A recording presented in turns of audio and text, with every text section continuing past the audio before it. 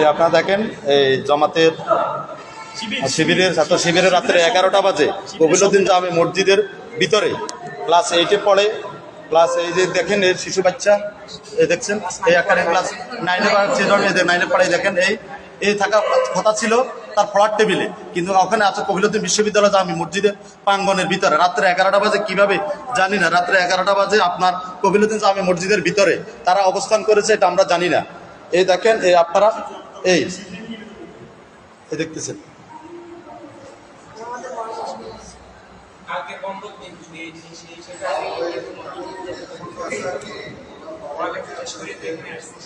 জি, এই দেখেন কবিলউদ্দিন জামে মসজিদের প্রাঙ্গণে এর ভিতরে আমাদের পুলিশ প্রশাসন আসছে, এলাকাবাসী মনে ফোন দিছে, পুলিশ এখানে আসছে।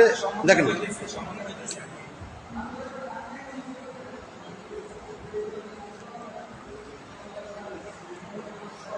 ভাবি তোমার কোন ক্লাসে পড়ো? আমি ক্লাস 10-এ পড়ি। আমি পড়া শেষ। তোমার বাড়ি কোন জায়গায়? আমার বাড়ি পশ্চিম লতিফপুর। কি বাড়ি? এসটিও বাড়ি।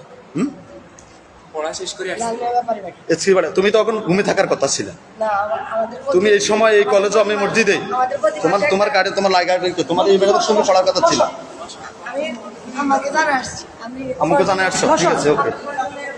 বাবা তোমার নাম কি? জি তোমার নাম কি বাবা? তোমাদের বাড়ি কোথায়?